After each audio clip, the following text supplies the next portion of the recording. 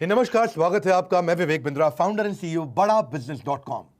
आज आप मिलने जा रहे हैं मिस्टर राहुल अग्रवाल से, managing director and CEO Lenovo India. IIM Ahmedabad से आपने पढ़ाई करी, 20 साल से आप लिनोवो के साथ हैं। लिनोवो की खास बात क्या है? आज टैबलेट में, पीसी में, लैपटॉप में, तीनों में नंबर 1 मार्केट शेयर आपने कैप्चर किया है। लिनोवो वैसे 1988 में इनकॉर्पोरेट हुआ था, $50 बिलियन की कंपनी, दुनिया भर में फैल चुकी है, 180 देशों में। 63,000 एम्प्लॉई है, लेकिन इंडिया के अंदर लीन टीम, 10,000 करोड़ का टॉप लाइन, 1,000 लोगों के साथ में आप काम कर रहे हैं, अबाउट $1.5 बिलियन। मेरा पहला प्रश्न आपसे, आपके साथ कंटिन्यूअस, क्योंकि ये चेंजिंग एनवायरनमेंट का बिजनेस है, टेक्नोलॉजी नहीं आती, प्रोडक्ट नया आता है, पुरानी चीजें ऑब्सोलीट हो जाती हैं और अचानक पूरा मार्केट बदल जाता है। हमने पहले मोबाइल हैंडसेट इंडस्ट्री में ये देखा, लगातार ब्रांड्स नए आते हैं, पुराने चले जाते हैं और बहुत सारे ब्रांड्स के साथ ऐसा हुआ। लेनोवो अपनी मार्केट में मजबूत पकड़ बनाए रखा। आपको क्या लगता है इसके क्या 2-3 बड़े कारण रहे इंडिया में? देखिए, कंपटीशन तो बहुत स्ट्रांग है एंड मैं हमेशा अपने कॉम्पिटिटर को रिस्पेक्ट करता हूँ और उनको वैल्यू करता हूँ। और ये हमें हमेशा याद रखना चाहिए कि कस्टमर्स के पास चॉइस है।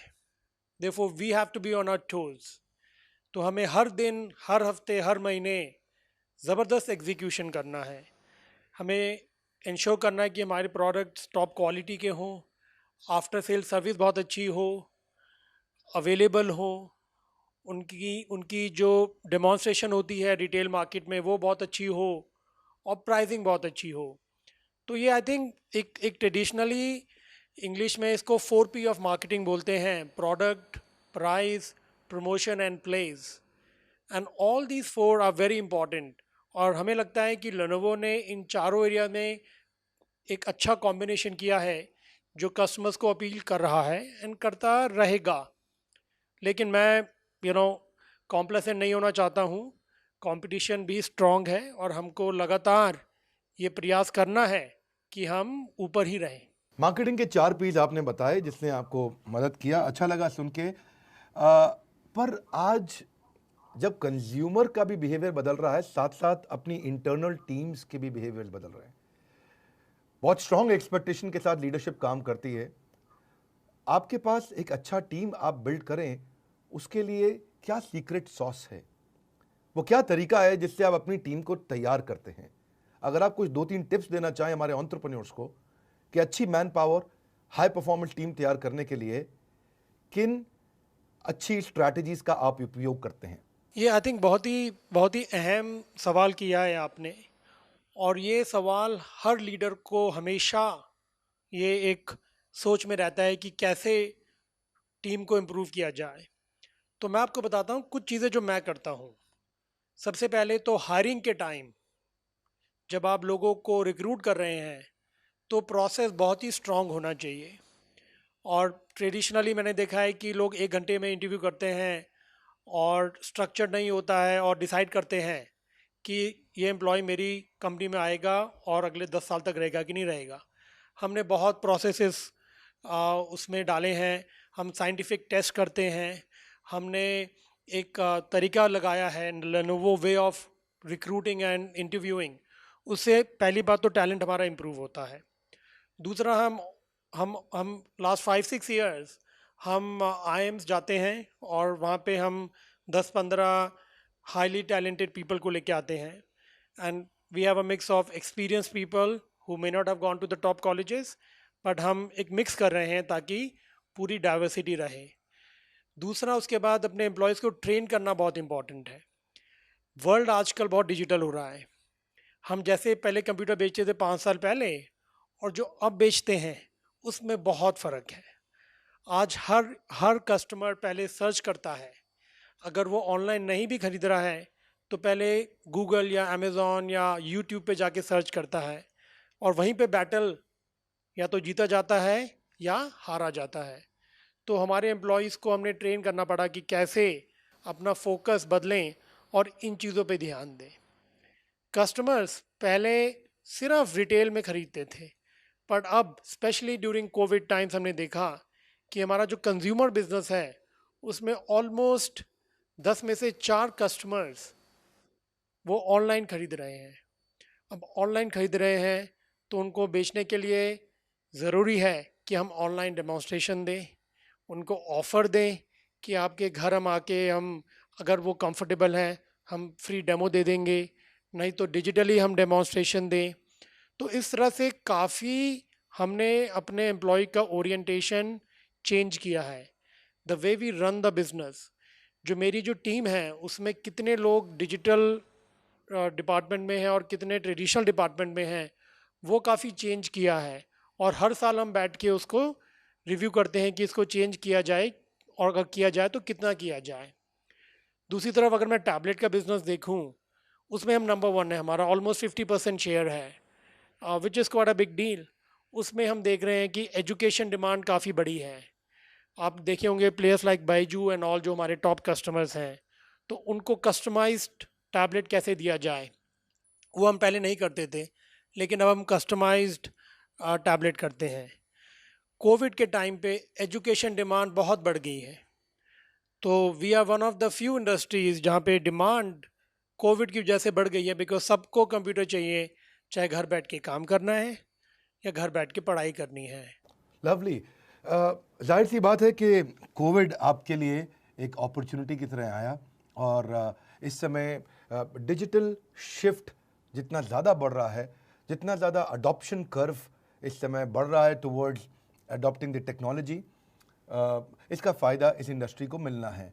मैं आपसे थोड़ा अलग प्रश्न करूंगा कि आज हमारे एंटरप्रेन्योर जो आपको सुन रहे हैं, अगर आप उनको 3 सुझाव देना चाहें कि कोविड के बाद, प्री कोविड, पोस्ट कोविड संसार बदल गया है, उनको क्या परिवर्तन लाने चाहिए, किस प्रकार से अपने आप को अडेप्ट करना चाहिए, और क्या आप उनको सुझाव देंगे कि वो अपने बिजनेसेस को बिल्ड करें? सबसे पहले तो उनको देखना है कि कोविड से उनके बिजनेस पे इम्पैक्ट क्या हुआ है। अगर वो ट्रैवल एजेंट थे फॉर एग्जांपल, या ट्रैवल बिजनेस था, तो बहुत ही नेगेटिव इम्पैक्ट हुआ है। बट अगर लेट्स से वो सैनिटाइज़र के बिजनेस में थे, तो उसमें बहुत पॉजिटिव इम्पैक्ट हुआ। या डिजिटल लर्निंग का कोई स्टार्टअप था, तो सबसे पहले आई थिंक उनको देखना है कि उन पे इम्पैक्ट नेगेटिव है कि पॉजिटिव है। नंबर टू, उनको देखना चाहिए कि उनके जो कस्टमर्स हैं उनका बिहेवियर कैसे चेंज हुआ है बिकॉज ऑफ कोविड। जैसे कि मैंने बताया कि हमारे कस्टमर्स ऑनलाइन ज़्यादा खरीद रहे तो हैं, आपने तो ऑनलाइन उनको भी डेमोन्स्ट्रेशन देखना है शुरू कि कर दिया। Right, absolutely. तो उनको देखना चाहिए कि कस्टमर्स का बाइंग बिहेवियर कैसे चेंज हो रहा है। यानी ये बहुत आसान है बोलना, बट बहुत कम बिजनेस और बहुत कम एंटरप्रेन्योर्स मैंने देखा है एक्चुअली बहुत डेप्थ में जाते हैं कि कस्टमर का बाइंग बिहेवियर कैसा है, तो उसको फॉलो करना बहुत ज़रूरी है। तीसरा, उनको अपना कॉस्ट और एक्सपेंस मैनेजमेंट देखना है कि उनका profitability because of the changes कैसे इम्पैक्ट हो रहा है, और उनको कहाँ पे कॉस्ट कम करनी है और कहाँ पे इन्वेस्ट करना है। और दोनों बहुत इंपॉर्टेंट है in to survive and thrive in the post COVID world. बहुत सुंदर, थैंक यू। आई थिंक आपने अच्छे लेसन्स दिए। फाइनली, अब क्योंकि आप डिस्ट्रीब्यूशन नेटवर्क से अब आप ऑनलाइन सेल्स पे मूव कर रहे हैं। अभी तक जहां मैं समझता था, पहले आप फिजिकल डिस्ट्रीब्यूशन के थ्रू अपने प्रोडक्ट को ज़्यादा बेच रहे थे, और अब ऑनलाइन ज़्यादा बिकने लगेगा। अब ऐसे समय में आपके डिस्ट्रीब्यूटर्स की अपनी वायबिलिटी, उनकी अपनी सेल्स, उनका अपना रेवेन्यू कम हुआ है। तो ऐसे डिफिकल्ट सिचुएशन के अंदर जो आपके डीलर, डिस्ट्रीब्यूटर, रिटेलर, जहां भी आपके टच पॉइंट से जहां प्रोडक्ट को बेचा जाता था, आज उनके लिए उनको कैसे आप मैनेज कर रहे हैं और उनको आप कैसे रिटेन करेंगे, उनके लिए आपने क्या सोचा है? देखिए, हमारे जो डिस्ट्रीब्यूटर्स हैं वो काफ़ी बड़े डिस्ट्रीब्यूटर्स हैं, और वो काफ़ी सुलझे हुए लोग हैं। वो देख रहे हैं कि बिजनेस मॉडल कैसे चेंज हो रहा है, प्री कोविड भी चेंज हो रहा है, और वो अपने मॉडल्स भी चेंज करते जा रहे हैं। तो आई थिंक हमारे डिस्ट्रीब्यूटर्स काफ़ी स्ट्रॉन्ग हैं। अगर मैं देखूं जो हमारे जो एक्सक्लूसिव डीलर्स हैं, या मैं बड़े पार्टनर्स देखूं जैसे LFR, जैसे क्रोमा या रिलायंस डिजिटल या विजय सेल्स, वो भी काफ़ी अच्छे चल रहे हैं, बिकॉज कस्टमर्स चाहता है कि बड़ी दुकान पे जाए और वैरायटी देखे। आई थिंक जहाँ पे हमें चैलेंज दिख रहा है वो है छोटे जो स्टोर्स थे, जो छोटे कोने में जो स्टोर्स होते हैं जिसको मॉम एंड पॉप स्टोर्स भी बोलते हैं। आई थिंक उनको चैलेंज है, और उनको चैलेंज ये आज ही नहीं, ये पहले से है, बिकॉज जैसे जैसे ऑनलाइन बढ़ रहा है उन पे प्रेशर बढ़ रहा है। And we are trying to do what we can. हमने क्रेडिट एक्सटेंड करना शुरू किया, जब कोविड हुआ, बिकॉज सबका कैश फ्लो अटक गया था, हम उनके लिए एंट्री लेवल प्रोडक्ट्स लाए, बिकॉज उन छोटे मोटे स्टोर्स में वो ज़्यादा बिकते हैं। लेनोवो का जो लाइनअप है वो बेस्ट है, एंड आई थिंक इतना ही हम कर सकते हैं। हमारी जो वैरायटी ऑफ प्रोडक्ट्स है वो किसी और कंपनी की नहीं है। हमारे पास सारे टाइप के कंप्यूटर्स हैं, हमारे पास टैबलेट्स हैं, हमारे पास फ़ोन्स हैं, और एंट्री लेवल सर्वर्स भी हैं।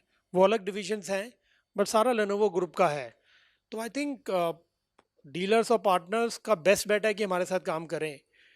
बट देखिए बिंद्रा जी, जो बड़ी मूवमेंट्स होती हैं, मैक्रो मूवमेंट्स इकोनॉमी में और एनवायरनमेंट में, उसको बिल्कुल ही रिवर्स करना किसी एक कंपनी या किसी इंडस्ट्री के बस की नहीं है। एंड आई थिंक सबको समझना है कि कैसे उनको अपना बिजनेस मॉडल या बिजनेस चेंज करना है। बहुत सुंदर, बिल्कुल ठीक कहा। जब बड़ी मैक्रो मूवमेंट्स होती हैं, परिस्थितियां बदलती हैं, तो खुद को चेंज करने के लिए आपको तैयारी करनी पड़ेगी। ग्रेट लर्निंग, समय से अपने आप को बदल लो, क्योंकि अगर समय आपको जबरदस्ती बदलेगा तो दर्द बहुत होगा। Rahul Agarwal ji, managing director and CEO Lenovo India, it was a great learning with you sir. अच्छा लगा आपसे आज बात करके, और आप एक बड़ी ऑर्गेनाइजेशन को लीड कर पा रहे हैं, एक अच्छी टीम को चला पा रहे हैं, बड़े नेटवर्क को रन कर पा रहे हैं, और मार्केट में अपने ब्रांड को नंबर 1 रख पा रहे हैं। ये बड़ी खुशी की बात है। उम्मीद करते हैं कि आपके कंज्यूमर्स को आपके प्रोडक्ट से फ़ायदा होता रहेगा। हमारे साथ जुड़े रहने के लिए, आज के इस इंटरव्यू को ज्वाइन करने के लिए, as professor Rahul Agarwal, you not just managing director and CEO today, you were a professor with us and you were teaching a lot of our audience. उसके लिए आपका विशेष रूप से धन्यवाद। साथियों, मैं आप सबसे रिक्वेस्ट करूंगा, अगर ऐसे लीडर्स के साथ आपने कुछ लर्निंग आपको इस वीडियो से मिला है तो आप इसको ज़रूर शेयर करिए, अपने आसपास के दोस्तों को शेयर करिए। वो एक बात भी अगर आपके जीवन में परिवर्तन ला सके तो उससे बड़ा जे कर्व आ जाता है। हमारे साथ जुड़े रहने के लिए, दुनिया का नंबर 1 एंटरप्रेन्योरशिप यूट्यूब चैनल बनाने के लिए, ग्रोइंग कम्युनिटी फेसबुक को बहुत तेज़ी से फैलाने के लिए आप सबका हृदय की गहराइयों से प्रेम पूर्वक धन्यवाद। राहुल जी, आपका दोबारा विशेष धन्यवाद।